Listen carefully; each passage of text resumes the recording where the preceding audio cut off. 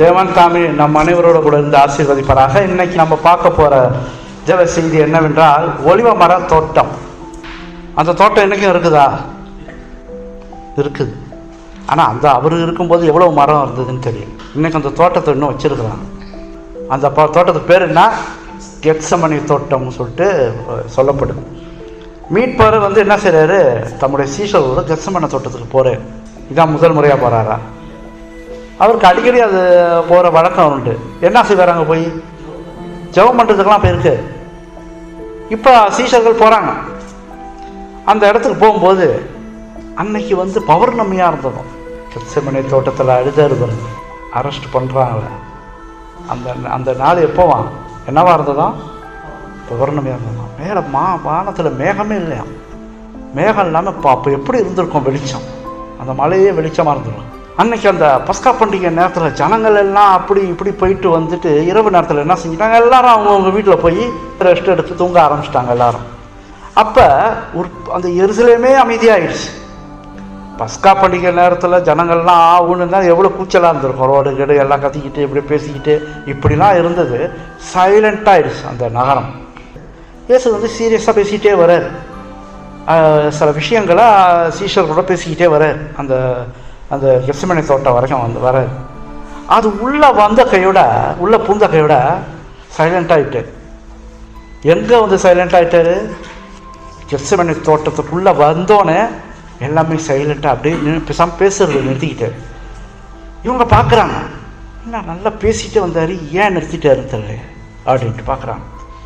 அப்படியே ஒரே மௌனமாகிட்டாங்க சீஷர்கள். அவங்களும் பேசுகிறத நிறுத்திக்கிட்டாங்க.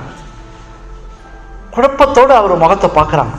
ஏன் நல்லா பேசிட்டு வந்தார், ஏன் அவர் டக்குன்னு நிறுத்திட்டாரு அப்படின்னு சொல்லிட்டு அவர் முகத்தை பார்க்குறாங்க சீஷர்கள்.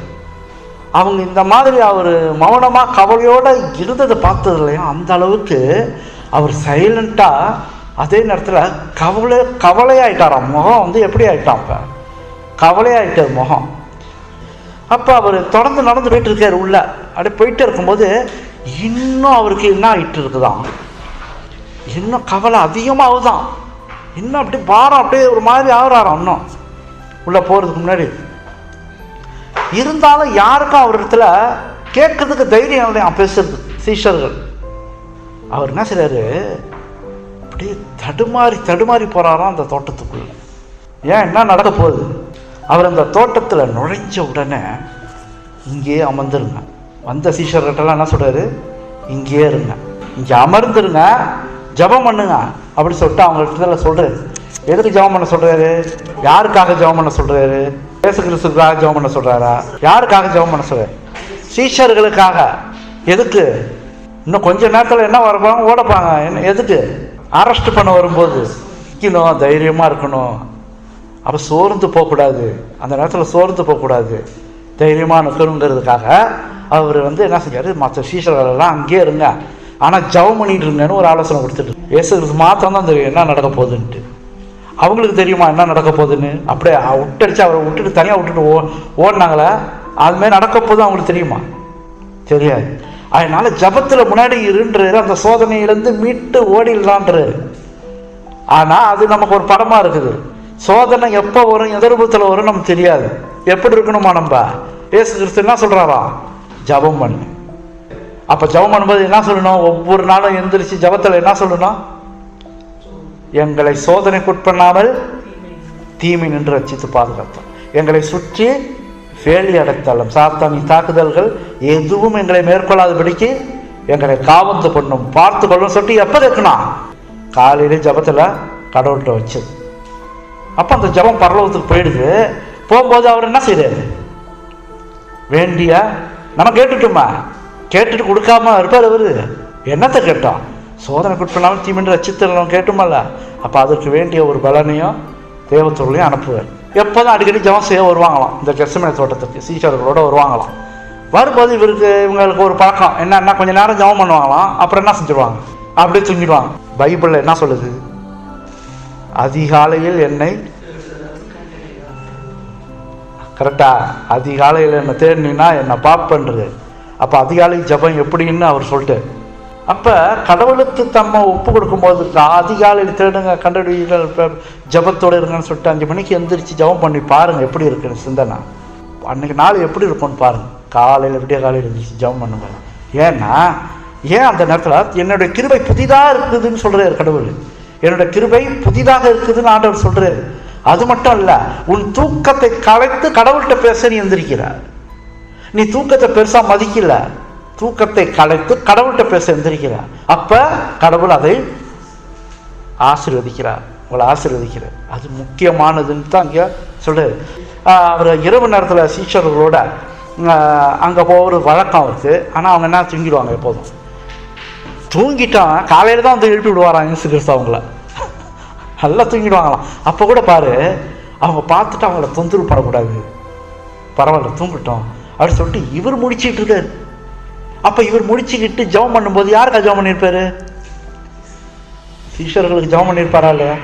வருங்காலத்தில் இவங்கெல்லாம் எப்படி இருக்கணும், வருங்காலத்தில் ஒரு பெரிய சத்தியத்தை போதகத்தை ஊழியெல்லாம் செய்ய போகும்போது எப்படி இருக்கணும், கடவுளை இவங்களை தாங்குங்க, பிதாவே இவரோட இவங்களுக்கு வேண்டிய பலனை கொடுங்க அப்படி சொல்லி ஜெபம் பண்ணிட்டு எத்தனை நாள் கழிச்சிருப்பாரு இவர்களுக்காக ஜெபம் பண்ணி. ஆனால் அந்த அன்றைய இரவு அன்னைக்கு ராத்திரி என்ன நடக்குதுன்னா, அவர் எடுத்து வைக்கும் ஒவ்வொரு அடியும் மிகவும் கஷ்டமாக இருந்துச்சான். தோட்டத்துக்குள்ளே போகிறார், முடியல, நடக்க முடியல, அவரால் கஷ்டப்பட்டு இப்படி நடந்து போயிட்டுருக்காரு.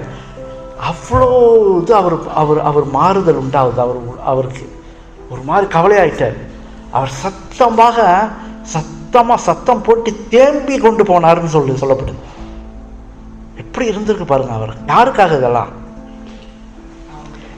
தேம்பின்னா என்ன, ஒரு அழுகுற மாதிரி தேம்பி அப்படியே போறாராம், நடந்துக்கிட்டே போறாராம், முடியலையா, அப்படி போராடிட்டு இருக்காராம். அவர் பாவபாரம், பாவிகளுடைய அத்தனை பாவபாரமும் அவர் மேலே சுமர்தான். அந்த காலத்தில் பலிகள் செலுத்தும் போது ஆடுகளுடைய தலையில் இவர்கள் கை வைக்கும்போது யாருடைய பாவம் ஆடுகள் மேலே போகுது? மனுஷனுடைய பாவம் எல்லாம் ஆடு மீது சுமந்தோன்னு மனுஷன் ஃப்ரீயாயிடறான், அவனுக்கு மன்னிக்கப்பட்டிருக்கு. ஆனால் அந்த பாவத்தை யார் சுமக்கிறாப்ப? ஆடு சுமக்குது. ஆடு என்ன செஞ்சு ஆகணும்? இப்போ பாவம் ஆடு ஆயிடுது. இப்போ என்ன ஆயிடணும்? அந்த ஆடை சாவடிச்சிடணும். ஏன்னா பாவம். அதே நேரம் தான் பாவம் உள்ள மனிதர்கள் எல்லாமே கடைசி காலத்தில் மறிக்க வேண்டிய சூழ்நிலை ஆயிடுது. பரலோகத்துக்கு போக முடியாது, மறிக்க வேண்டிய சூழ்நிலை ஆகும். அதைத்தான் அங்கே அவரும் எடுத்துக்காட்டுறார். அதே மாதிரி ஆட்டுக்கு பதிலாக இயேசு கிறிஸ்து வரும்போது பாவபாரெல்லாம் அவர் மேலே சுமரும் போது அவர் என்ன செஞ்சு ஆகணும்? அவர் மீது சுமருது. இவங்க ரட்சிக்கப்படுறாங்க. யாரு? மக்கள் ரட்சிக்கப்படுது. என்ன செய்யணும்? இப்போ அவர் மறிக்க வேண்டும். புரியுதா அவங்களுக்கு? இதுதான் பாடம் அந்த இடத்துல. அப்போ சுமந்தது எல்லா மனுஷர்களும் ஒரு ஆட்டை கொண்டு வந்து பலி செலுத்துவாங்கன்றது நம்ம இப்போ பார்த்தோம். இப்போ அவருடைய சீஷர்கள் மௌனமாக இருக்கிறாங்களாம். இவர் தடுமாறி ஒரு மாதிரி தேம்பி கொண்டு போகிறத பார்த்துட்டு ரொம்ப மௌனமாக ஆயிட்டாங்க. அவங்க குழப்பத்தோடு அவரை பார்த்துக்கிட்டே இருக்காங்க. இங்கே இயேசு மீது உலக பாவங்கள் அத்தனையும் சுமருது. 2 முறை அவர் அப்படியே கீழே உழுவுற மாதிரி நடந்து போகிறாராம். கீழே உழுவுறாரு, தடுமாறி உழுவுறாரு. அப்படி அப்போ சீஷர்கள் பிடித்து கொண்டார்களாம். அப்போ அவர் திரும்ப தனியாக இருக்கணும் அப்படி சொல்லிட்டு கொஞ்சம் சீஷர்களை ஒரு இடத்துல உட்கார வச்சுட்டார். அதுலேருந்து 3 பேரை கொண்டு போயிட்டார். பேதுரு, யாக்கோபு, யோவான். இந்த 3 பேரை என்ன செஞ்சிட்டாரு? நீங்கள் மட்டும் என் கூட வாங்க அப்படி சொல்லிட்டு தனியாக அழைச்சிட்டு கொண்டு போகிறாரு. இங்கேயே ஜெபம் பண்ணுங்க அப்படி சொல்லிட்டு அவர் அப்புறம் போகிறார். அவர் உடைந்த குரலோடு, தெளிவாக பேச முடியல, உடைந்த குரலோடு என்ன செய்கிறாரு? இப்படி பேசுகிறத யாருமே பார்த்ததே இல்லையா, அந்த சீஷர்கள்லாம் பார்த்ததே கிடையாது. எப்பொழுதும் நல்ல விதமாக பேசுவார், உடைந்த குரலோடு பேசிக்கிட்டு இருக்காரு. அப்போ திகில் அவர் உடல் முழுவதும் பரவணிச்சான். அவர் முகம் அப்படியே வெளுத்து போயிடுச்சுன்னு சொல்லப்படுது. முகமே வெளுத்து போயிடுச்சு. எந்த அளவுக்கு அவருடைய கவலை, ஒரு பாரம் சுமக்குதுன்னு பாருங்கள். எந்த அளவுக்கு அவர் ஆயிட்டாருன்னு பாருங்கள். அவர் துயரமே காரணமாக இருந்துச்சு. அந்த முகம் வெளுத்துது, ஈரமாக இருக்குதான் அந்த இடம். அவர் இருந்த இடம் கொஞ்சம் ஈரமாக இருந்திருக்கு. அதில் அப்படியே முகங்குப்புற விழுந்துட்டாராம். அப்படியே முகங்குப்புற விழுந்துட்டு அவருடைய அவருடைய பிரசன்னத்தை அவரை விட்டு எடுத்தது போல் அவருக்கு ஒரு உணர்வாக இருந்துச்சான். தேவன் பிதாவுடைய பிரசன்னம் எப்போதும் இருந்துச்சான். இப்போ பிதாவுடைய பிரசனை எடுக்கிறது போல இருக்குதான். ஏன்? உலக பாவ பாரங்கள்லாம் சுமரும்போது பிதாவுக்கும் அந்த பாவத்தை அவர் பார்க்க முடியாது, பரிசுத்தமானவர். அப்போ இவர் மீது சுமரும் பொழுது அவர் அங்கே இருக்க முடியல, பிரசனை போகுது. ஆனால் அங்கிருந்து கவனிச்சுட்டு தான் இருக்கார். பிதா பார்த்துட்டே நடக்கிற எல்லாத்தையும் பார்த்துட்டு இருக்காரு. வெளுத்து போன உதரோட, பிதாவே இந்த பாத்திரம் என்னை விட்டு நீங்க கூடமானால் நீங்கட்டும், ஆகிலும் உடைய சித்தத்தின்படி ஆக கடவுதுன்னு சொல்லிட்டாரு. ஏன் இந்த பாத்திரம் என்னை விட்டு நீங்கணும்னா நீங்கட்டும்னு ஏன் சொல்றாரு? அந்த வேதனை இருக்கு பார்த்தீங்களா, முடியல, பிரசனை போகிற மாதிரி இதாவது இல்லை பிதாவுடைய பிரசனைலாம், அதை குறித்து தான் சொல்றாரு. இந்த பாத்திரம் வந்து கல்லறையில் அந்த சிலுவையில் மறிக்க போகிறது அந்த பாத்திரத்தை அவர் சொல்லலை, அதை சொல்லலை. இங்கே முடியல இவரால். பாவம்லாம் உலக பாவமெல்லாம் வரும்போது சுமரும் போது தேவ பிரசனம் அப்படியே விலகுறதெல்லாம் பார்க்கும்போது இவரால் முடியல. அவர் எப்போதும் தேவ பிரசன்னத்தோடு இருந்தவர், பிதாவோட உருவாடி கொண்டிருந்தவர். அது போவது பாவத்தை, உலக மனிதருடைய பாவங்கள்லாம் சுமரும் பொழுது எப்படி துடிச்சிருக்காரு பார்த்தீங்களா, நமக்காக எப்படி கஷ்டப்பட்டிருக்காரு பார்த்தீங்களா. உடல் ரீதியாக மட்டும் கஷ்டப்படல, நல்லா புரிஞ்சுக்கணும். உடல் ரீதியாக மட்டும் கஷ்டப்படல, மன ரீதியாகவும் இதய ரீதியாகவும் எல்லாத்துலையும் கஷ்டப்பட்டிருக்காரு. அதனால தான் அவர் வேர்வை எப்படி வந்துச்சான், ரத்தமாக மாறுச்சுன்னா சும்மாவாது. வேர்வை ரத்தமாக ஒரு இதில் படித்தேன், வேர்வை இப்படி வருதுன்னா பெரிய ஆழமான ஒரு துக்கம், அப்போ தான் வருமா அந்த மாதிரி. அப்போ அந்த மாதிரி ஒரு காரியம் வரும்போது உங்களுடைய சித்தத்தின்படி ஆக கடவுது அப்படின்னு சொல்லி முடிக்கிறார். அவர் பாடுகளை குறித்து இங்கு பயப்படல, மனிதருடைய மீறுதலையும் அதனால் தேவ கோபத்தை குறித்து நினைச்சு அழுகுறாராம். மனிதருடைய மீறுதல், அதனால் தேவ கோபம் அவர் மீது அடி உள்ள போகுது, இதெல்லாம் நினைச்சு அழுகுறாரு. மனிதருடைய பாவங்கள் ரட்சகர் மீது சுமத்தப்பட்டுச்சு. பாவங்களால் தேவ கோபம் அவருடைய ஜீவனையே எடுத்துவிடும் போல இருந்துச்சு. அப்படி இருந்துச்சு. ஏசாயால பாருங்க என்ன சொல்லுதுன்னு, இப்போ தான் ஆதாரத்தோடு வருது பாருங்க. ஏசாயா 53:4 மெய்யாகவே அவர் நம்முடைய பாடுகளை ஏற்றுக்கொண்டு நம்முடைய துக்கங்களை சுமந்தார். மெய்யாகவே அவர் நம்முடைய பாடுகளை ஏற்றுக்கொண்டு நம்முடைய துக்கங்களை சுமந்தார். அப்போ அவர் எப்படி இருந்தார்? இப்போ தோட்டத்தில் எப்படி இருக்காரு? தடுமாறி விழுந்து அவரால் முடியல, முகம் வெளுத்து போது பயங்கர மோசமான சூழ்நிலைக்கு போறாரு. ஏசாயால சொல்லப்பட்டது போல பாடுகளையும் துக்கங்களையும் சுமந்தார், அவர் சுமக்கிறார். முன்னாடி சொல்லப்பட்டுச்சு.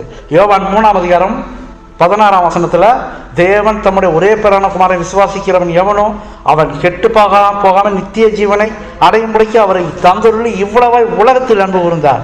பிதா என்ன செஞ்சிட்டாரு? ஒப்பு கொடுத்தாரு இயேசு கிறிஸ்துவை போய் அந்த பாடுகளை அனுபவிச்சுட்டு வரணும்ட்டு. என்ன காரணமாகுது? பாடுகளை அனுபவிச்சு மரணத்துக்குள்ள ஆகணும்னு தம்முடைய குமாரனை, ஒரே பேரான குமாரனை அனுப்புறாருன்னா என்ன காரணம்? அதுக்கு நம் மீது வைத்த அன்பு.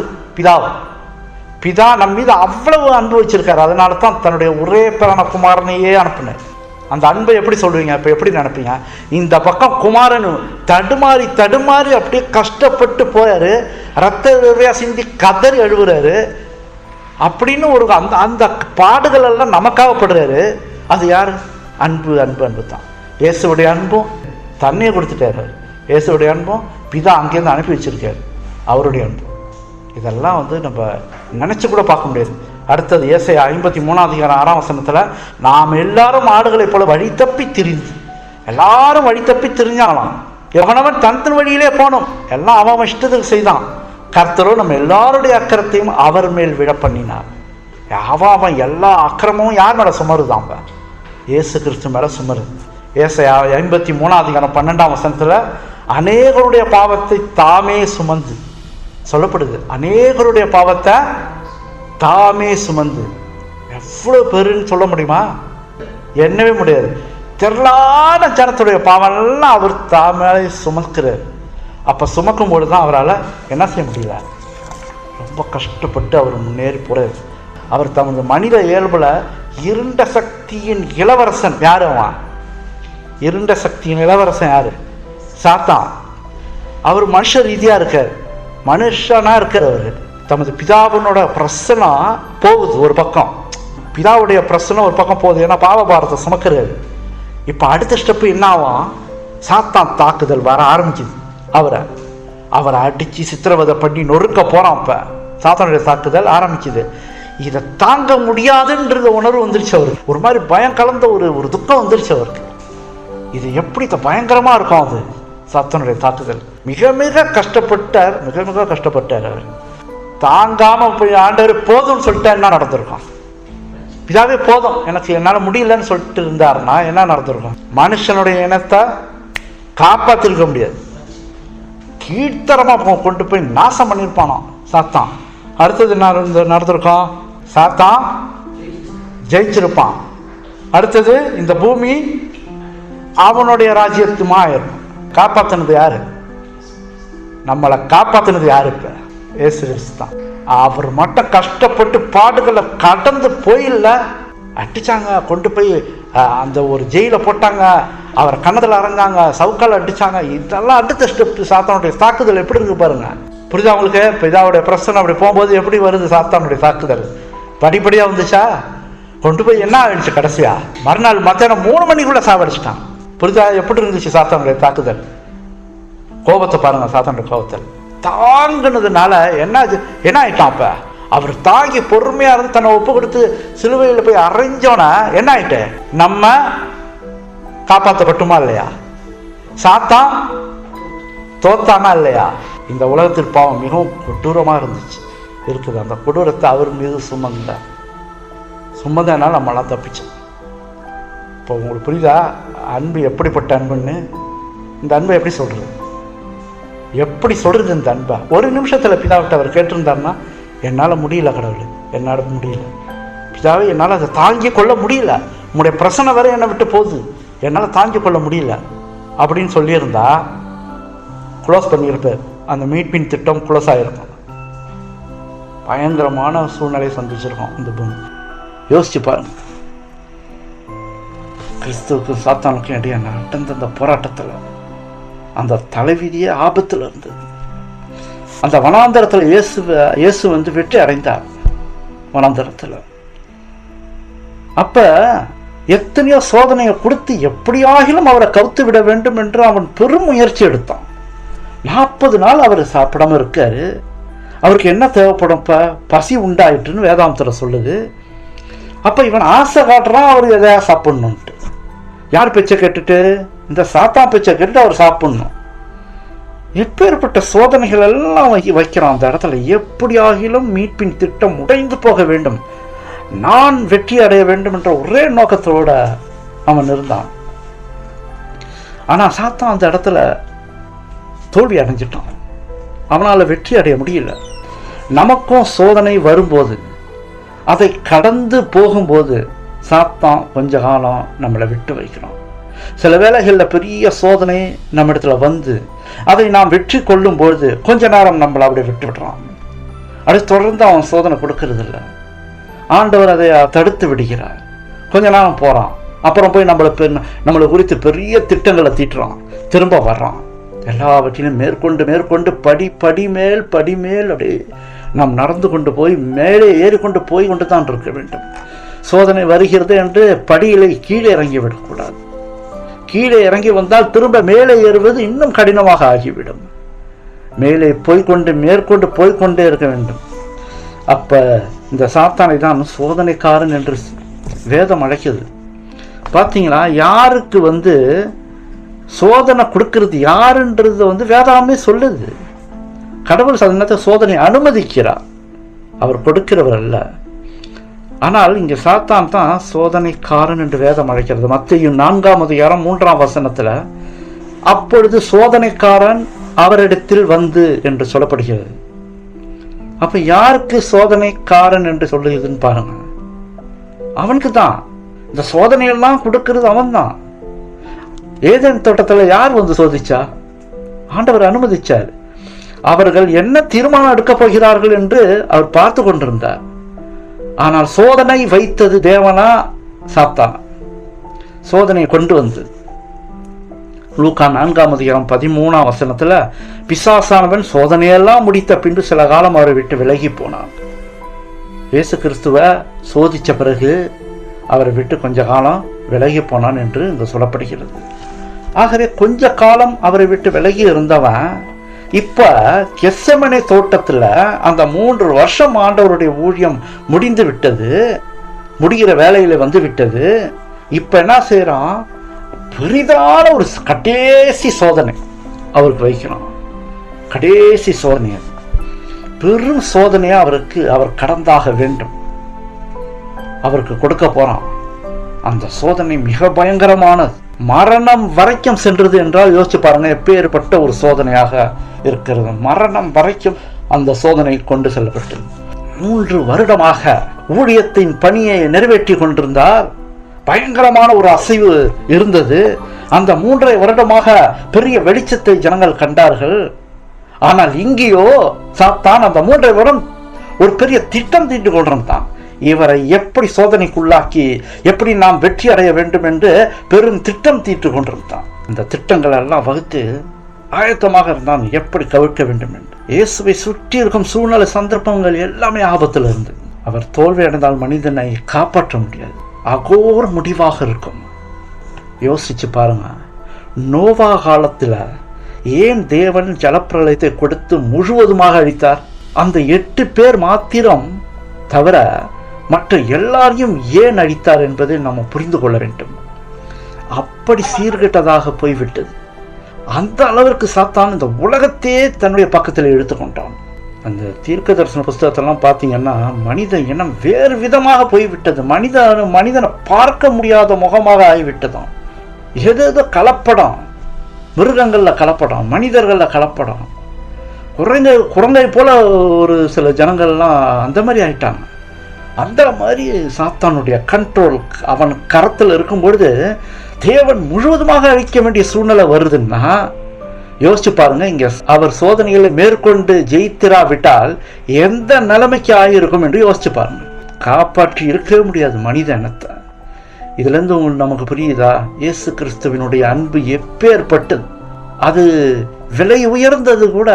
அது எப்பேற்பட்ட விலை உயர்ந்தது என்று கூட நிறுத்தி கூட பார்க்க முடியாது. தம்மை தாமே வெறுமையாக்கி எப்பேற்பட்ட ஒரு இடத்துல அவர் இருந்தாரு. கோடிக்கணக்கான தேவ தூதர்கள் எல்லாம் அவருடைய சமூகத்திற்கு முன்பாக விழுந்து வணங்கினார்கள், வணங்கி கொண்டிருக்கிறார். மிகுந்த ஒரு சர்வ வல்லமையுள்ள தேவன், அப்பேற்பட்ட இறைவன் தம்மை தாமே வெறுமையாக்கி. அந்த ஒரு காட்சி எலன் வைட் அம்மையார் கூட எழுதியிருக்கிறாங்க. அவர் தன்னுடைய ராஜரீக வஸ்திரத்தை எடுத்து மடித்து சிங்காசனத்தில் வைத்து தன்னுடைய தலையில் இருந்த அந்த கிரீடம், நிறைய அடுக்கடுக்கா இருக்குமா அந்த கிரீடம், அதை அப்படியே எடுத்து மடித்த வஸ்திரத்தின் மீது வைத்து அப்படியே மனித குலத்தை அவர் எடுத்துக்கொண்டு அப்படியே பூமிக்கு வந்துட்டு பேர்பட்ட ஒரு தியாகம் பாருங்க. அங்கே துக்கமாயிருப்பது சீஷர்கள் பார்த்து கலங்கினாங்க. தோட்டத்தில் இப்படிப்பட்ட ஒரு முகத்தை நம்ம பார்த்தது இல்லையே, ஏன் இந்த மாதிரி துக்கத்தோட துன்பத்தோடு அவர் இருக்காருன்னு தெரியலையே, இப்படி ஒரு நம்ம பார்த்ததே இல்லையே அப்படி சொல்லிட்டு கலங்கினாங்க சீஷர்கள்.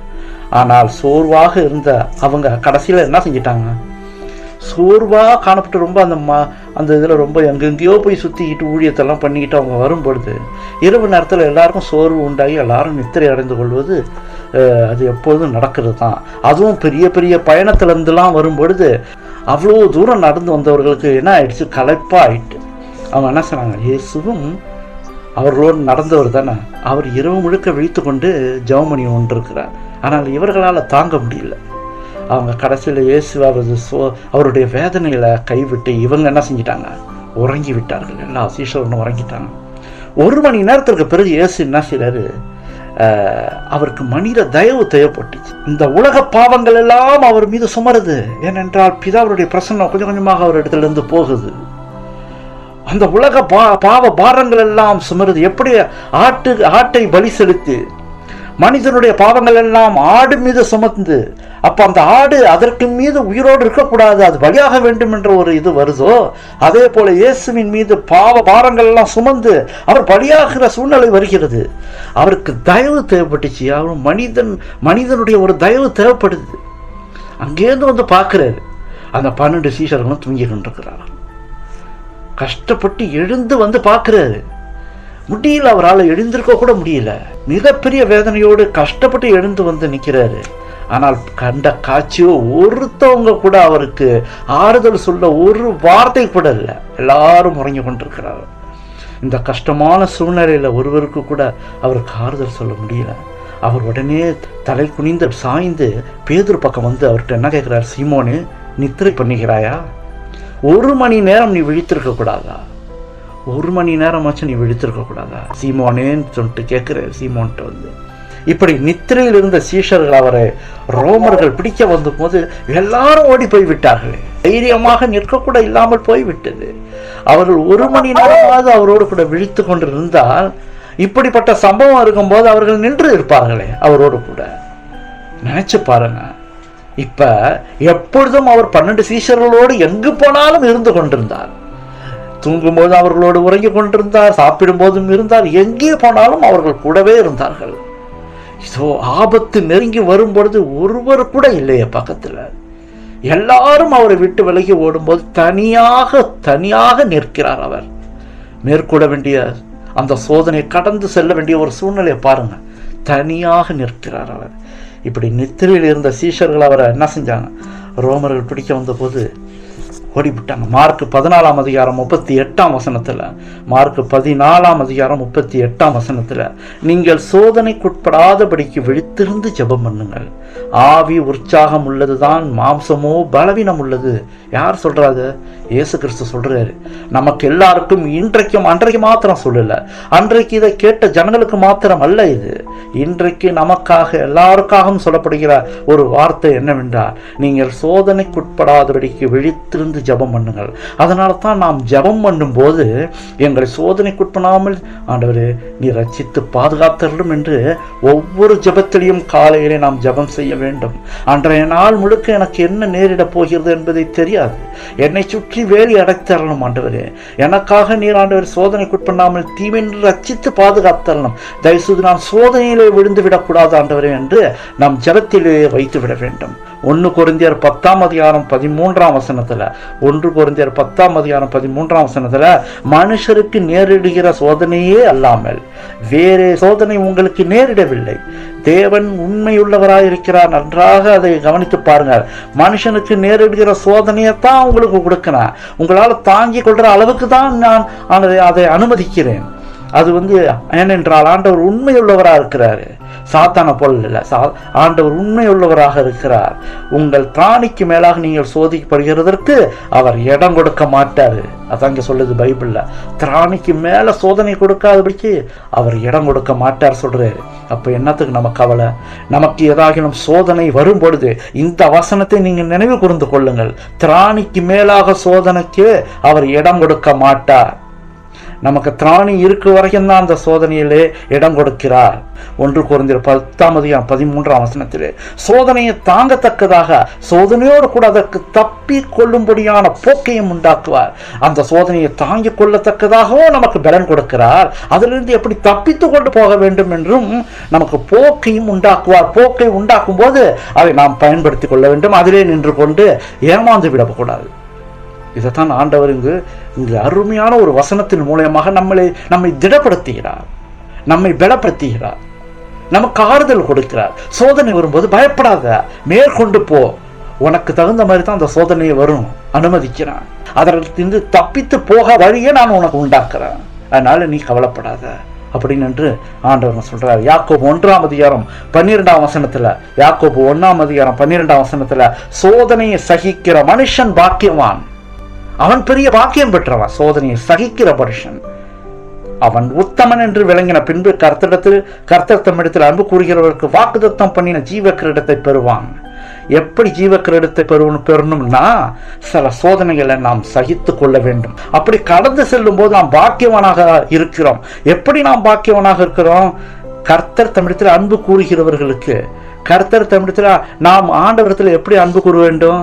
எப்படி அன்பு கூறுவது என்றால் என்ன அப்படின்னு என்று நாம் அதை ஆராய்ந்து பார்க்கும் பொழுது, என் கற்பனைகளை கை கொள்கிறவன் இடத்துல அன்பு கூறுகிறான்னு சொல்லிட்டார் ஆண்டவர். நீ என்ன இடத்துல அன்பா இருந்தால் என் கற்பனைகளை கை கொள்ள ஆண்டவர் சொல்லிட்டார். அந்த கற்பனையின்படியே நாம் விழித்திருந்து இருக்கும் பொழுது அப்ப சோதனையை சகித்து கொண்டு போய்கொண்டே இருப்போம்.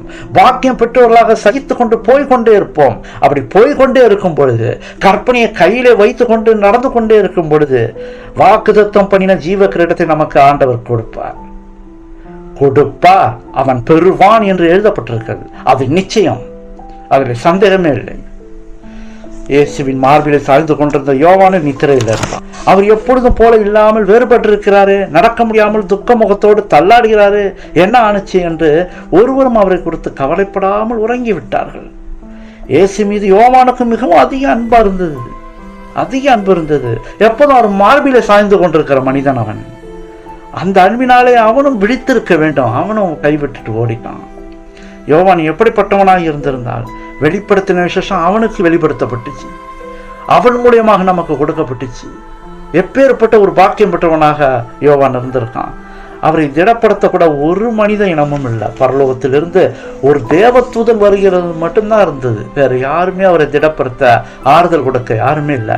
எல்லாத்தையும் அவரே ஏற்றுக்கொண்டு தனியாக சோதனை மேற்கொள்ள வேண்டியதாக இருந்துச்சு. அவர் திரும்பவும் தனியாக போய் திகில் அடையவும் மிகவும் வியாக்குலப்படவும் தொடங்கினாரு. திரும்பவும் முகங்குப்புற தரையில் முழங்கால் படியிட்டு ஜெபம் பண்றாரு, கதறாரு. இந்த விதமான துக்கமான வேதனை இதுவே முதலாக அவருக்கு இருக்குது.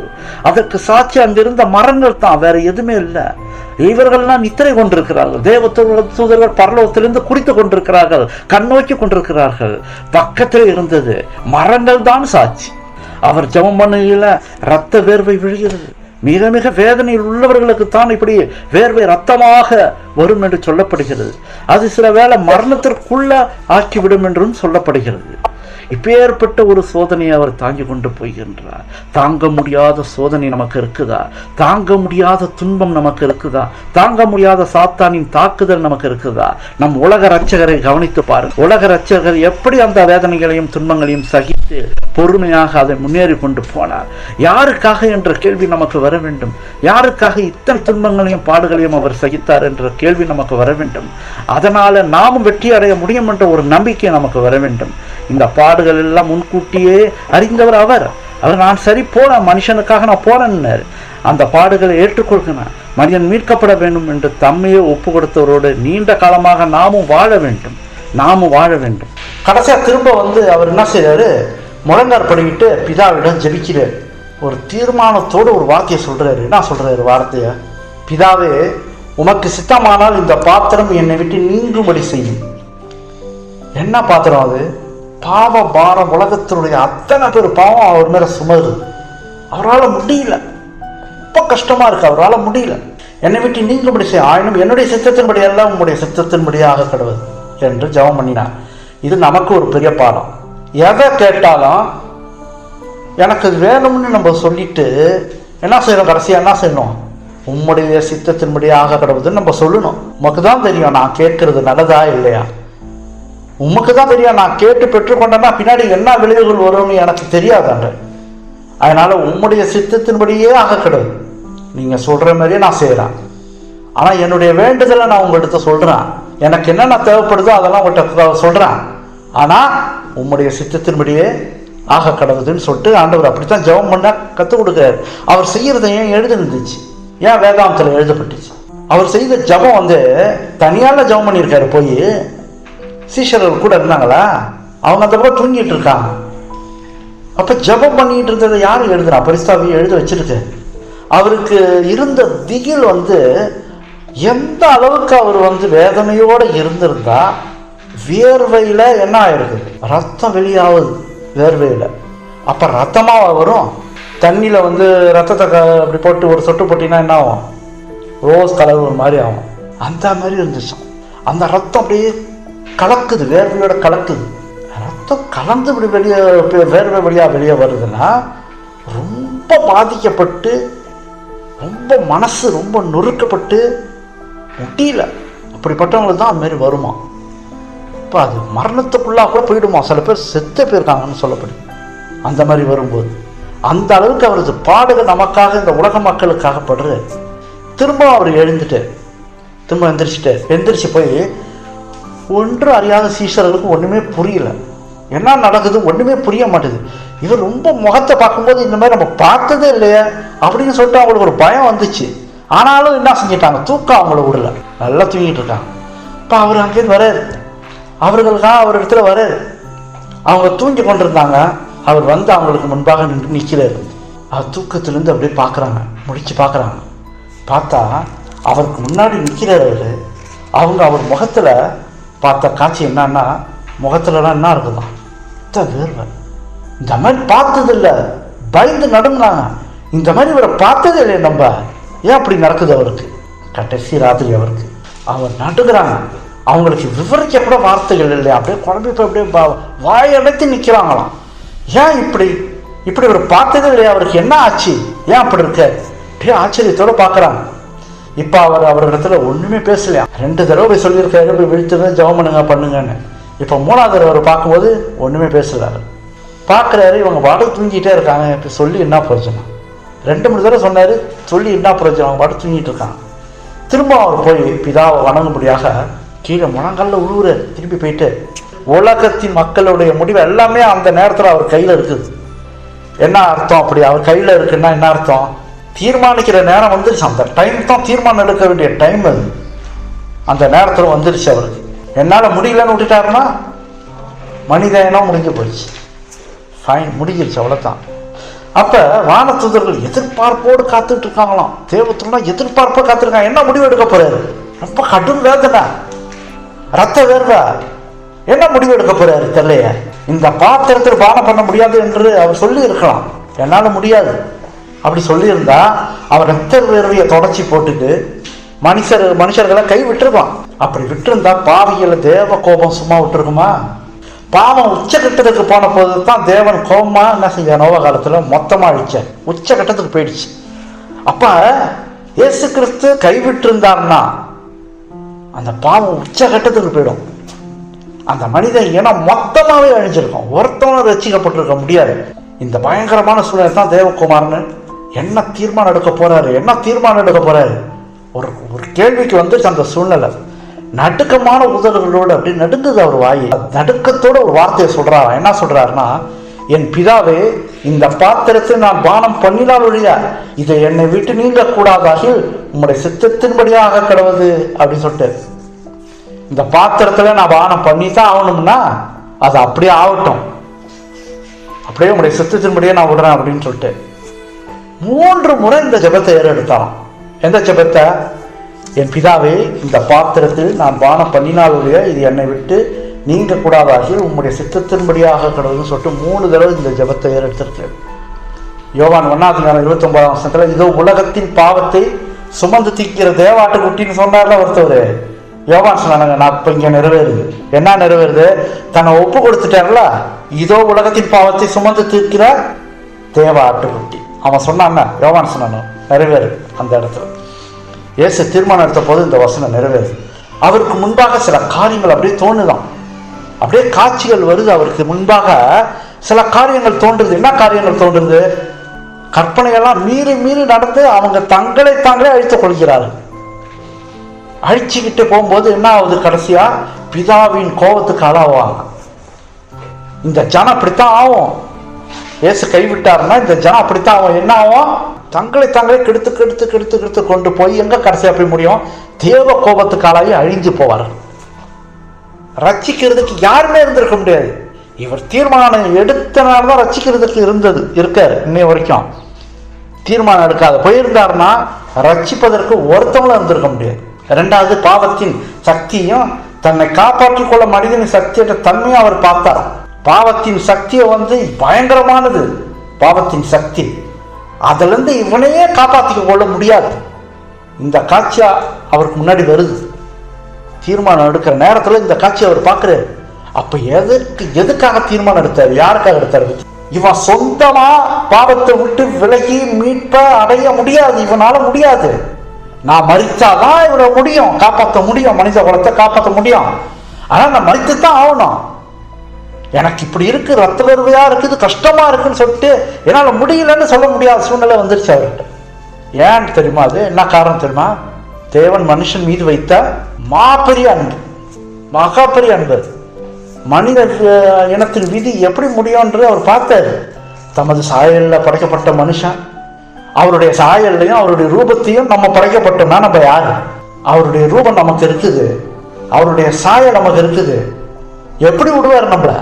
கடவுள் எப்படி விடுவார்? அவருடைய பிள்ளைகள் ஒரே தீர்மானம், அவங்களுக்காக நம்ம அடிக்க போறோம், அவ்வளவுதான். இல்லைன்னா இவனை விட்டான்னா ரசிக்கிறதுக்கு யாருமே கிடையாது. இவன் தொலைந்து போயிடுவான், மொத்தமா சாத்தானால அழிக்கப்பட்டு போயிடுவான், தேவ கோபத்திற்கு ஆளாயிடுவான். இவனை விட்டுறக்கூடாது சொல்லிட்டு விடாப்பிடியாக கடவுள் என்ன செஞ்சாரு? நான் பாடுதல் பட்டாலும் இவனை விட மாட்டான், நான் மரணத்துக்குள்ளானாலும் இவனை விட மாட்டான். மனித இனத்தை காப்பாற்றி ஆகணும்னு சொல்லிட்டு பெரிய தீர்மானம் எடுத்தது யாரால அந்த மாதிரி தீர்மானம் எடுக்க முடியும்? எந்த மனுஷனால அந்த தீர்மானம் எடுக்க முடியும்? நம்மளாம் அந்த சூழ்நிலை என்ன செஞ்சிருப்போம்? ஆனால் தேவன் அன்பாக இருக்கிறாரு. தேவன் மட்டும்தான் இந்த ஒரு காரியத்தை செய்ய முடியும், தவிர யாராலையும் செய்ய முடியாது. அன்னைக்கு இயேசு கிறிஸ்து நான் போறேன்னு சொல்லும்போது, மனுஷனை காப்பாற்றுறதுக்கு நான் போறேன்னு சொல்லும்போது, தேவதூதர்கள் கூட சொன்னாங்களாம், நான் போறேன், நீங்க வேணாம், நான் போறேன்னு சொன்னாங்க. அப்பா இயேசு கிறிஸ்து இல்லை, நான் தான் போய் ஆகணும்னு சொல்லியிருக்கேன், நீங்களாம் ஒன்றும் உங்களால் ரட்சிக்க முடியாது, தேவன் மட்டுமே போக முடியும்னு அந்த தீர்மானத்தை அவர் மாட்டம்தான் எடுத்தார். ஆண்டவரும் அது சித்தமாக, பிதாவும் அவர் சித்தத்தின்படி அவர் அனுப்பி வச்சார். இவைகளை அவர் கண்டபோது ஒரே தீர்மானம், முடிவாக ஒரே தீர்மானம் எடுக்கிறார்.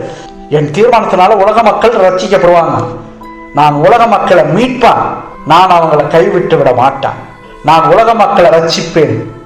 அதனால அவர் யாரு? ரட்சகர். நான் உலக மக்களை மீட்பேன், அதனால அவர் யாரு? மீட்பர். நான் அவர்களை கைவிட்டு விட மாட்டேன். அப்படின்னா அவர் யாரு? இம்மானுவேல். இம்மானுவேல்னா தேவன் நம்மோடு இருக்கிறார். இந்த அன்பு, இந்த மூலத்திலையும் பெரிய அன்பு அடங்கியிருக்கு. கோடிக்கணக்கான மக்களை என் ரத்தத்தால் மீட்பான். இன்னைக்கு எத்தனை பேர் மீட்கப்பட்டிருக்காங்க? எத்தனை பேர்? அத்தனை ஒரு பெரிய பாக்கியத்தை இயேசு கிறிஸ்து கொடுத்தார். உலக மக்களை மீட்க, இழந்து போன அழிந்து போன இனத்தை மீட்க அவர் துயரத்தின் மிக ஆழத்திற்கு இறங்க தீர்மானிச்சிட்டார். இந்த ஜனங்களை மீட்கிறதுக்காக எவ்வளவு ஆழமான துயரமா இருந்தாலும் நான் அது உள்ள கடந்து போவேன் அப்படின்னு ஒரு தீர்மானம் எடுத்துட்டார். அதனால தான் அவர் இதயம் உடைந்தவராக இறந்தார். அப்படி சொல்லப்படுது, இதயம் உடைந்தவராக இறந்து போனார். அவர் ரட்சகர் தனிமையாக பாடுபட தம்மை ஒப்பு கொடுத்துட்டார். அவர் தனியா நின்னாகணும். அந்த பாடுகளுக்கு மத்தியில போய் மறிப்பதற்கு தனியா நின்னாகணும். யாருமே அவருக்கு ஒண்ணுமே செய்ய முடியாது போயிடுச்சு. எல்லாத்தையும் தானாகவே ஏற்றுக்கொண்டு ஆக வேண்டும். நானும் பிதாவும் ஒன்றாய் இருக்கிறோம் சொன்னாரா இல்லையா? இங்கே குமாரன் பாடுபடும் போது அப்ப பிதாவும் பாடுபட்டு. அப்ப நம்ம பாவங்கள் யாரால கஷ்டப்படுத்து? பிதா, குமாரன், பரிசுத்தாவி. ஏன்னா அவங்களாம் ஒன்றாய் இருக்கிறார்கள். இங்க ஒருத்தவர் மனிதனுக்காக பாடுபடும் போது அந்த மூவரும் சேர்ந்து பாடுபட்டிருக்கிறார் மனிதனுக்காக. இதுதான் மனிதர்கள் மீது தேவன் வைத்திருக்கும் அளவற்ற அன்பின் சாட்சியாகும். அளவற்ற அன்புன்னா என்னன்னா இதான். இதை நிறுத்து பார்க்கவே முடியாது, இதை விவரிச்சு பார்க்கவே முடியாது யாராலையும். மனுஷனுடைய அன்பை கூட நீ விவரிச்சு பார்க்கவே முடியாது. திடீர்னு கவுத்துருவான், அன்பா இருக்கிற மாதிரி இருப்பான், இல்லை திடீர்னு கவுத்து விட்டுருவான் நம்மள. ஆனா இந்த அன்பை பாரு, நான் அந்த துன்பத்தின் ஆழத்திற்கு போய் இவர்களை மீட்பேன். என்ன ஆனாலும் சரி, அவருக்கு தெரியும் மரணத்துக்குள்ள ஆவான்னு தெரியும். நாளைக்கு அவர் மரணம் அடைய போகிறாரு. அந்த மரணத்துக்குள்ளா போயும் நான் மீட்பேன். எத்தனை சவுக்கு அந்த அடி முதுகுல இல்ல, எத்தனை அடி அடித்தார்கள்? நான் 1:40. அவங்க ரோமர்கள்லாம் பரவாங்களா இருப்பாங்கன்னு போட்டிருக்கு. சும்மா அப்படி வேசம் வந்து அடிப்பாங்க, வேகமாக பலத்தோடு அடிப்பாங்க. அப்ப முதல் அடி எப்படி இருந்திருக்கும் நினைச்சுப்பேன். வாரோ எப்படி, எந்த கருவின்னு நமக்கு தெரியல. சில பேர் சொன்னாங்க முள்ளு வச்ச வாருன்றான், இன்னும் சொல்றாங்க. ஒரு அடியை கொடுக்கும் போதே நமக்கு முதுகு விழுத்தம் தாங்க முடியாது. நினைச்சு பாரு, 39 அடி வேகமா விழுவுதுன்னா எந்த அளவுக்கு அவர் பொறுத்துக்கிட்டாரு. போதும் நிறுத்துன்னு சொல்லியிருந்தாருன்னா பொறுமையோட ஒரு ஆடு எப்படி பலி செலுத்த கொண்டு போகும்போது அது ஒண்ணுமே அறியாமல் அப்படியே போதோ, பேசாம போதோ, அதே மாதிரி இவருக்கும் தன்னை தாமே ஒப்பு கொடுத்துட்டாரு. முதுவை காட்டினார். யாருக்கு காட்டினாரு? அடித்துக் கொள்ளுங்கள், என்னை எத்தனை தடவை அடித்துக் கொள்ளுங்கள், ரத்தம் பீறிட்டு வந்தாலும் பரவாயில்ல. யாருக்காக கொடுத்தாரு முதுவை? மனிதர்களுக்காக. கண்ணை மூடிட்டு அறையிறாங்க கன்னத்துல. யாருக்காக ஒப்பு கொடுத்த? கடவுள் நமக்காக. 2 கல்லர்கள் என்ன செஞ்சாங்க? சிலுவையில கையை வைக்கும் போது எடுத்துட்டாங்களாம் கையை. அந்த ரோமர்கள் தான் பிடிச்சி கையை பிடிச்சி வைத்து ஆணி அடித்தார்கள். ஆனால் இயேசு கிறிஸ்து இவர் தானா வச்சுட்டாராம் கையை. அவர்கிட்ட போய் கையை கொண்டு வந்து வைக்கல, தானா இவரே வச்சுட்டு தன்னை ஒப்பு கொடுத்தார் மனுஷனுக்காக. மனுஷனுக்காக அந்த கதற காட்சி பார்த்தீங்களா? கடைசி நேரத்தில் கதற காட்சி, அப்படியே சிலுவையில் தொங்கிட்டு இருக்கும்போது, பிதாவே பிதாவே ஏன் என்னை கைவிட்டு. ஒரு பிரசனமும் இல்லாமல் போயிடுச்சு. பிதாவோட பிரசனம் அவர்கிட்ட எல்லாமே போயிடுச்சு. பாவம் ஃபுல்லாக அவர் மேலே விழுவுது.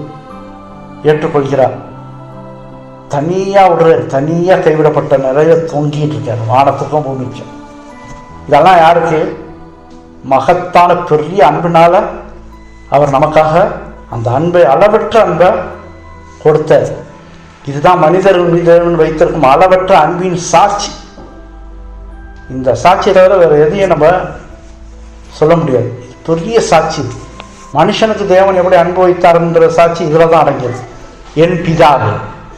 பார்த்தீங்களா? நம்ம என்ன சொல்லணும் ஜெபத்தில்? பிதாவேன்னு பெருசாக சொல்லணுமா, எங்கள் பிதாவேன்னு சொல்லணுமா? அதுதான் எங்கள் அப்பா எங்கள் அம்மான்னு சொல்கிறோம்ல, உரிமையோட, அந்த உரிமையோட சொன்ன என் பிதா. அப்போ ஜெபத்தில் என் பிதாவே, இந்த பாத்திரத்தில் நான் பானம் பண்ணினாலோடு இது என்னை விட்டு நீங்க கூடாதாக உம்முடைய சித்தத்தின்படியாக கடவுது என்று ஜெபம் பண்ணினார். இந்த ஜெபம் தான் பதில். என்ன பதில்? நான் ஒப்படைச்சிடுறேன், இனி எனக்கு என்ன நடந்தாலும் நான் அதை ஒப்படைச்சிடுறேன், நான் அதன் கடந்து செல்ல போறேன். இந்த தீர்மானத்தை எடுக்கிறாரு. என்ன நடந்தது? பாவிகளுக்காக நான் என் ஜீவனை கொடுக்க போறேன். இந்த தீர்மானத்தை நான் எடுத்துட்டான். உடனே என்ன ஆச்சு? பரலோகத்திலிருந்து ஒரு தேவதூதன் உடனே வந்துட்டான். எங்க வந்தான்? தேவனுடைய சிங்காசனத்திலிருந்து புறப்பட்டு வந்தான். தேவனுடைய சிங்காசனத்துல யாரு இருக்கா? பக்கத்துல காபிரியல் தூதன் நிற்கான். அப்ப வந்தது யாரு? காபிரியல் தூதன். அவரை பலப்படுத்துறதுக்கு வந்திருக்கான். அவரை தேற்றுவதற்காக ஒரு தேவதூதன் சிங்காசனத்திலிருந்து புறப்பட்டு வந்துட்டான். இன்னும் கொஞ்சம் தான் ரட்சிப்பு திட்டம், இன்னும் கொஞ்சம் தான். இந்த ஒரு நாள் தான், மறுநாள் ரட்சிப்பின் திட்டம் முடிய போகுது. அன்று இரவு அவன் தேற்றுவான் மலையில. இன்னும் ஒரு நாள் தான், மறுநாள் மத்தியானத்துல எல்லாம் முடிஞ்சிடும். மீட்பின் வரலாறு, ரட்சிப்பின் திட்டம் எல்லாமே உங்களுடைய கரத்தில் இருக்கான்ட்டு. அவன் மிகவும் வெளிச்சத்தோடு வந்தான். சும்மா அப்படி நிக்கல மனுஷன் மேல். அவன் தேவதூதனாகவே நின்னான் அந்த இடத்துல. மலை இருட்டு, இரவு நேரம். அவன் சுத்தி ஒரே பிரகாசமா இருந்தது. தேவதூதனுடைய மகிமை அது. அவன் வெளிச்சத்தோடு வந்திருக்கான். சீஷரெல்லாம் தூங்கிட்டு இருக்காங்க. தூங்கி பண்ணுற சீஷர் ஏதோ மின்னல் அடிக்கிற மாதிரி எந்திரிச்சு பாக்குறாங்க. எந்திரிச்சு பார்க்கும்போது கண்ணுக்கு முன்னாடி என்ன தெரியுது? தேவதூதன் பேசிட்டு இருக்கான். ஆச்சரியத்தோடு பாக்குறாங்க, என்ன நடக்குது அங்க? ஒரே வெளிச்சமா இருக்க, யாரோ மகிமையான ஒரு தூதன் நிக்கிறானா அப்படின்னு பாக்குறாங்க. பாரம் சுமந்து இரத்த வேர்வையால இருந்த இயேசுவின் மீது ஒரு பரலோகத்தோடு மகிமையோடு வெளிச்சத்தோடு தாங்கிட்டு இருக்கான். அவனுடைய வலது கரம் இருக்குல்ல, வலது கரத்தினால அவர் தலையை அவன் மார்ல சாச்சிட்டான். அந்த தேவதூதன் எவ்வளவு ஒரு துடிச்சிருக்கான் பாருங்க. இயேசு கிறிஸ்து தனியா கஷ்டப்பட்டதை துடிச்சிருக்கான் பாருங்க. அவரை கட்டி பிடிச்சி மார்பில் அணைச்சிட்டான் வலது கையால. இன்னொரு இடது கையால என்னத்தை காட்டினான்? பரலோகத்தை காட்டினான். என்னத்துக்கு அடையாளம் சொல்லுங்க பார்ப்போம். நீர் ஒப்பு கொடுக்கும் பொழுது, மரணத்தில் ஒப்பு கொடுக்கும் பொழுது, அந்த பரலோகத்திற்கு உம்முடைய மரணத்தினாலே நிறைய பேர் வருவாங்க, நிறைய பேர் ரட்சிக்கப்படுவாங்க. அப்ப இப்படி வானத்தை நோக்கி காட்டுவான். நம்ம கஷ்டப்படும் போது, நம்ம துன்பப்படும் போது இயேசு என்ன செய்யறாரு? நம்மளை, நம் தலைய அவர் பக்கமாக சாய்ந்து என்னத்தை காட்டுறாரு? பரலோகத்தை காட்டுறாரு. நீ கடைசி வரைக்கும் முடிவு போனதும் நேர்த்து நில்லு, அப்பொழுது ரட்சிக்கப்படுவார் அப்படின்னு சொல்லிட்டு இதே நேரம் நமக்கும் ஆறுதலாக கொடுக்கிறார். ஆனால் அவர் நம்ம அரவணைக்கிறது உணர முடியுதா? ஆனால் அவர் அரவணைத்து கொண்டு தான் இருக்கார்.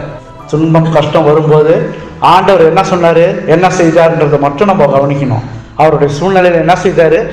ரத்த வேர்வை பாரமான ஒரு சூழ்நிலையில் தள்ளப்படும் போது அவர் என்ன செய்துட்டு இருந்தார்? விட்டாமல் ஜெபம் பண்ணிட்டு இருந்தார். ஜெபம் பண்ணி முடிக்கும் பொழுது தேவதூதனால தேற்றப்பட்டார். அதே போல நமக்கும் கஷ்டத்தோட பாரத்தோட சுமந்து செல்லும் போது ஒரு தேவன் என்ன செய்யறாரு? நமக்கு ஆறுதலையும் சமாதானத்தையும் அனுப்பி அவர் நம்ம தலையை அவர் மீது சாய்த்து பரலோகத்தை சுட்டி காட்டுறாரு. கடைசி வரைக்கும் உண்மையாரு என் கூட இருப்பார். வல்லமையான எதிரின் இடத்துல வெற்றி பெற்றார். அவருடைய வெற்றியினால கோடிக்கணக்கான மக்கள் வெற்றி அடைவாங்க என்று அந்த தூதன் மென்மையான இசை போல அப்படியே அவன் பேசுறானா இயேசு கிறிஸ்து. அவர் ஒப்பு கொடுத்ததுனால எத்தனை பேர் வருவாங்கன்னு பார்த்தீங்களா? என்ன கூடாத அளவு, கணக்கே கிடையாது. அவ்வளோ பேர் பரலோகத்துக்கு வருவாங்கன்னு போட்டு. இப்போ புரிதா இயேசுவின் தியாகம் என்னன்னு, இயேசுவின் அன்பு என்னன்னு பார்த்தீங்களா?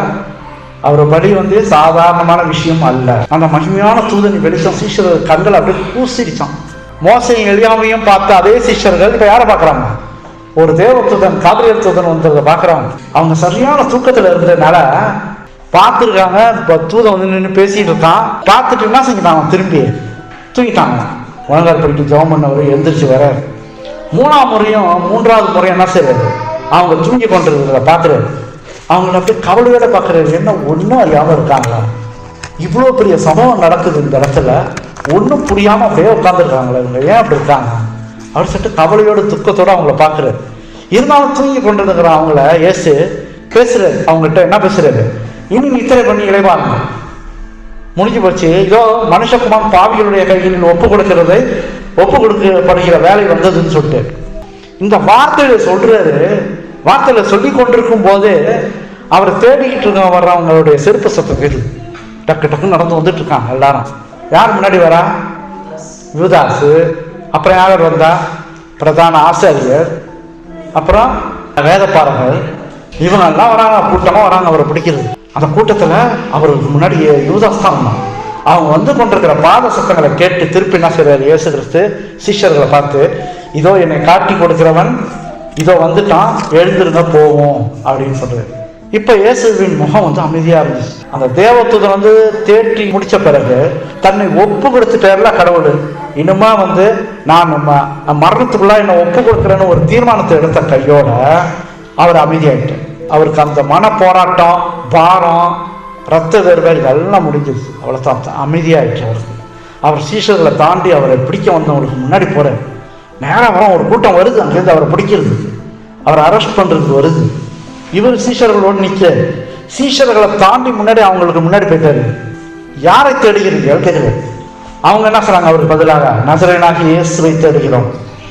அப்போ உடனே அவர் என்ன சொன்னாரு, நான் தான் அவரு அப்படின்னு. யாரு, சீஷர்களை தாண்டி முன்னாடி போய் சொல்றதுக்கு காரணம் என்ன, வந்தவங்க எல்லாரையும் பிடிக்க கூடாது, உனக்கு வேண்டியது நான் தானே, என்னை மாத்திரம் தான் நீ அரெஸ்ட் பண்ணணும், மற்றவங்கள விட்டுரு. என்ன ஒரு அன்பு பார்த்தீங்களா, மற்ற சீஷர்கள் எடுத்துற அன்பு பார்த்தீங்களா. நான் தான் அவருன்னு சொல்றாரு. சொன்ன கேடம் என்ன நடந்தது, வந்து பிடிக்க வந்தவங்க அத்தனை பேரும் பின்னாடி தட்டுமாறி கீழே விட்டாங்க. ஏன் விழுந்தார்கள், அந்த விழுந்தவர்கள் யாரு, பிரதான ஆசாரியா, அந்த மூப்பர்கள், ஜனத்தின் மூப்பர்கள், யூதாசு எல்லாரும் வந்துட்டாங்க. இன்னும் சில கூட்டம்லாம் வந்துச்சான் பிடிக்கிறது. அவங்க எப்படி வந்தாங்களாம், வந்தவங்க எப்படி வந்தாங்களாம், தடிகளையும் கத்தியும். இவ்வளோ நாளாக முன்னாடி பேசிக்கிட்டு இருந்தார், இவ்வளோ நாளாக நடுவில் நின்று ஆலயத்தில் பேசியிருந்தார், அப்பெல்லாம் நீ பிடிக்க வரல. இப்போ என்ன செய்யறாரு, திருடனை பிடிக்க வர மாதிரி, அவரும் தப்பி ஓடி போகிற மாதிரி தடிகளையும் கத்திகளையும் எல்லாத்தையும் வச்சுட்டு எடுத்து வந்திருக்காங்க அவர் பிடிக்கிறது. எல்லாம் பின்னிட்டு விழுந்தாரு, கீழே வந்தாங்க. இந்த நேரத்தில் அவரும் சீஷர்களாம் இந்த சமயத்தில் வேற ஒருத்தவங்களாம் என்ன நடந்திருக்கும், இதுதான் சமயம், கீழே விழுந்துட்டாங்க. என்ன போட்டிருக்கு தெரியுமா, சக்தியற்று விழுந்தார்கள். என்ன அர்த்தம் அப்படின்னா, ஒரு பலம் இல்லாமல் அப்படியே விழுந்துட்டாங்க. பலம் இல்லை அவங்களுக்கு, நிற்கிறதுக்கு பலம் இல்லை. அத்தனை பேரும் நிற்கிறதுக்கு பலம் இல்லாமல் விழுந்துட்டாங்க. அப்போ இந்த சந்தர்ப்பத்தை அவங்க பயன்படுத்திருக்கலாமா இல்லையா, இயேசுவும் சீஷரும் ஓடி இருக்கலாமா இல்லையா, போயிருக்கலாமா இல்லையா, போகல. இயேசு அங்கே தான் நின்று இருந்தாங்க. அப்படியே நிற்கிறாரு. அவர்கிட்ட நின்றுட்டே இருந்தவர் என்ன செய்யறாரு, ரட்சகர் முகம் அப்படியே பிரகாசமா இருந்துச்சு.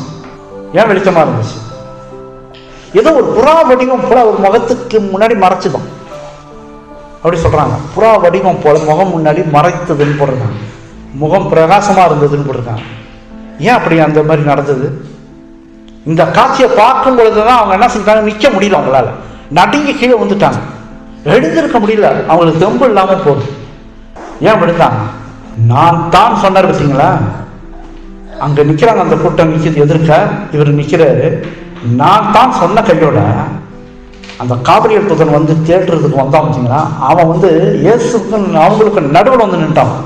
நடுவில் ஒரு தூதன் வந்து நிற்கும் பொழுது கூட அவங்களால முடியல, விழுந்துட்டான்.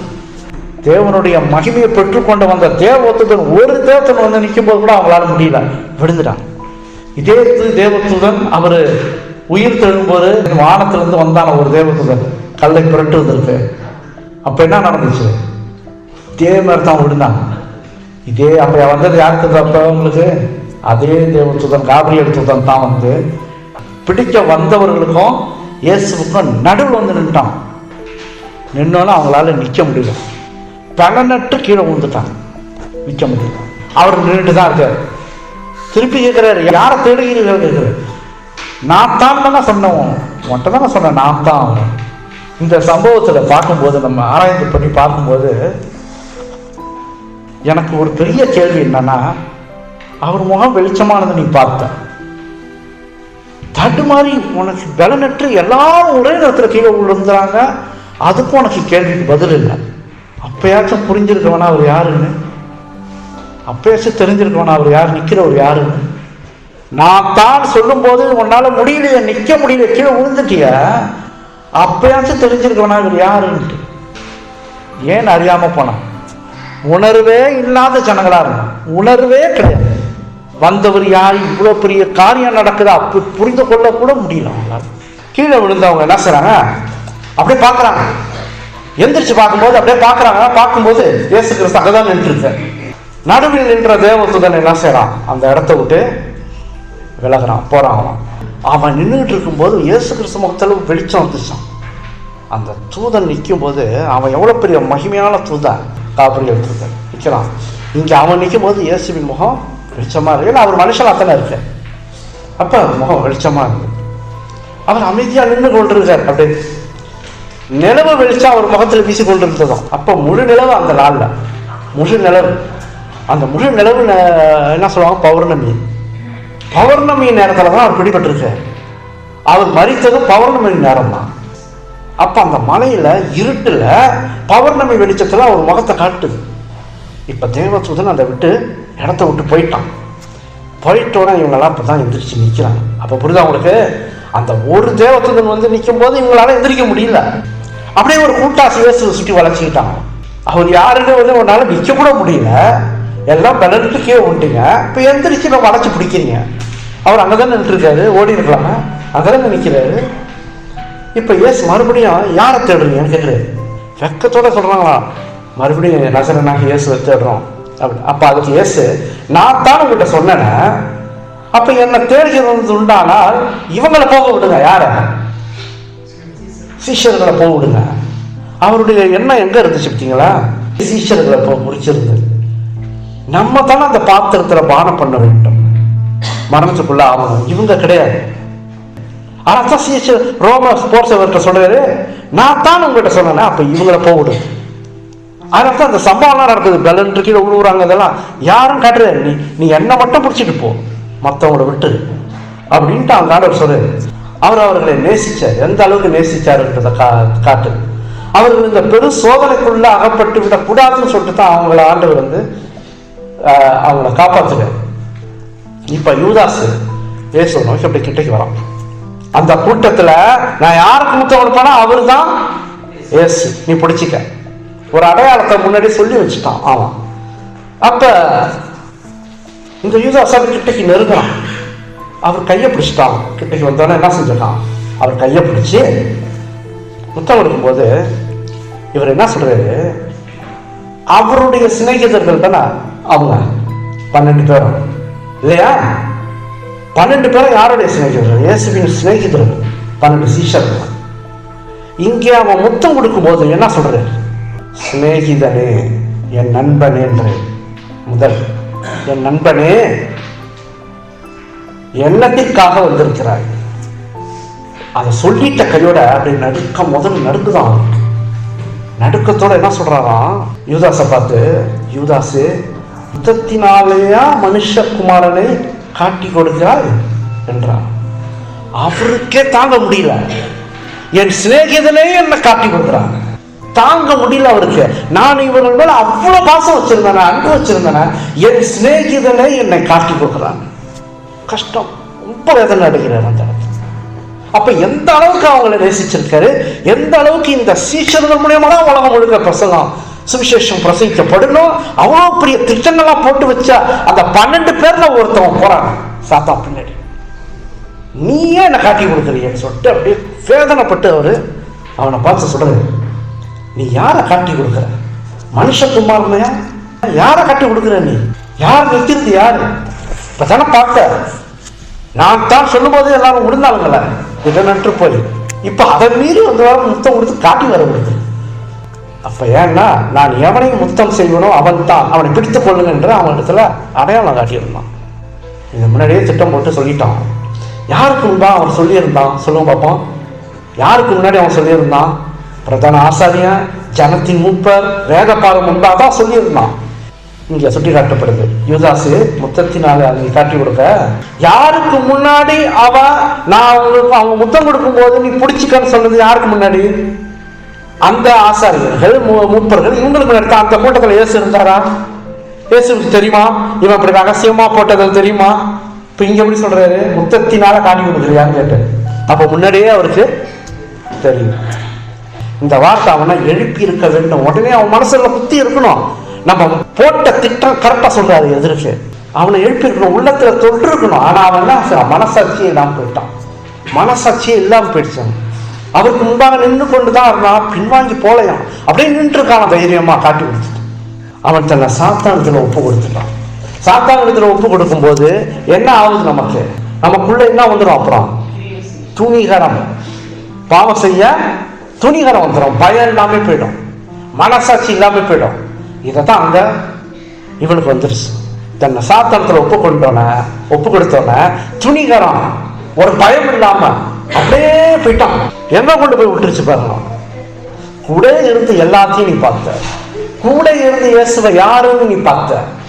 நீ அப்பையிலிருந்து அவர் ஒரு சீஷனாவே கூட இருந்து அவர் பேசுற செயலை பார்த்த. அவரிடத்துல முக்காவாசி என்ன இருந்தது சொல்லுங்க பார்ப்போம்? அன்பு அன்பு அன்பு தான் இருந்தது. அவர் போற இடத்துலயும் எல்லா இடத்துலயும் அவர் இடத்துல இருந்ததெல்லாம் அன்பு தான். இதான் நீ பார்த்த, முழுவதுமா இதான் நீ பார்த்த. ஆனா இன்னைக்கு காட்டி கொடுக்குறவரை எதுக்காக காட்டி கொடுத்தா? காசுக்காக. சாத்தானே எதிர்த்து நிற்க முடியாத சூழ்நிலை போயிட்டான். பரிசாவி அவனை விட்டு போயிட்டேன். அப்ப பயம் இருக்க முடிஞ்சு போச்சு அவன் கதை. அவனுக்கு பல சந்தர்ப்பங்களை ஆண்டவர் கொடுத்தாலும் ஏன் கால் கழும்போது என்ன சொன்னாரு? நீ காட்டி கொடுப்பேன்னு சொல்லிட்டாருல, அப்பே தெரியவன் அவனுக்கு நம்ம செய்ய போறது எப்படி இவன் முன்னாடியே சொல்றாரு. அப்ப இவ்வளவு சந்தர்ப்பம் கொடுத்து அவன் தன் இருதயத்தை கடினப்படுத்திக்கிட்டே போயிட்டான். இருதயத்தை கடினப்படுத்துறதுக்கு ஆண்டவர் பல வசனங்களை வச்சிருக்காரு. எபிரேயர் 3:15 இன்று அவருடைய சத்தத்தை கேட்பீர்களாகி கோபம் ஊட்டுதலில் நடந்தது போல உங்கள் இருதயங்களை கடினப்படுத்தாதீர்கள். சத்தத்தை கேட்கும் போது கேளுங்க, பரிசாவை பேசும்போது கேளுங்க, கடினப்படுத்தாதீங்க. எபிரேயர் 4:7 இன்று அவருடைய சத்தத்தை கேட்பீர்களாகி உங்கள் இருதயங்களை கடினப்படுத்தாதீர்கள். கடினப்படுத்தி அனாசியப்படுத்துறாங்க, கேளுங்க அப்படின்னு ஆண்டவருங்க திரும்ப சொல்றாரு. இங்கதான் யூதாஸ்க்கு அப்படிதான் நடந்தது. அவன் கடினப்படுத்த என்ன ஆயிடுச்சு? பரிஸ்தாவே அவன்கிட்ட லெட்டு போயிட்டாரு. என்ன நடந்துச்சு? கடைசியா சாத்தானே என்ன செஞ்சுட்டான்? மரணத்துக்குள்ள தூண்டி விட்டுட்டான். கடைசியா கொண்டு போய் தற்கொலை பண்ணி செத்துருன்னும் போது யார் பேச்ச கேட்டுட்டான்? சாத்தான் பேச்ச கேட்டுட்டான். எவ்வளவு தூரத்துக்கு கொண்டு போயிட்டான் சாத்தான். என்ன செஞ்சுட்டான்? இவன் விழுவுற காரணமே சாத்தான் தான். தூண்டி விட கேட்டு சாத்தா வழியிலே போயிட்டான். தூரமா போய் கடைசியா சாத்தான் என்ன செஞ்சிட்டான்? இதுக்கு மேல அவனை விட்டா மனதிலிருந்து போறான்னு சொல்லிட்டு அவனை மொத்தமாவே வச்சுட்டான். சற்று அவருக்கு முன்பாக எல்லாரும் திருநெட்டு விழுந்தாங்களே, இப்ப அவருக்கு முத்தம் கொடுக்கிறானே என்று அவங்கள பார்த்த போது அவங்களுக்கும் தைரியம் வந்துருச்சான். இதை பார்த்தோம்னா இந்த ஸ்ரீச்சருக்கு ஒரு மாதிரி ஆயிடுச்சு. உடனே பேர் என்ன செஞ்சுட்டாரு? ஒருத்தவன் காதரை வெட்டினான், அறுத்திருக்கான் காது. அதான் நடந்தது.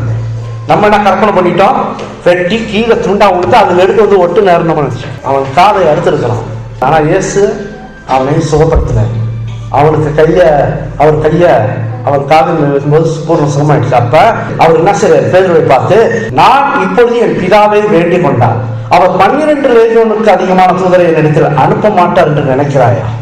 நான் இப்ப தேவன்ட்ட நான் கேட்டேன், நான் பிதாக்கு வேண்டனா 12 லேகியோனுக்கு அதிகமான தூதரை என்னிடத்துல அனுப்ப மாட்டார் நினைக்கிறார். நீ என்ன காப்பாற்றுவதியா?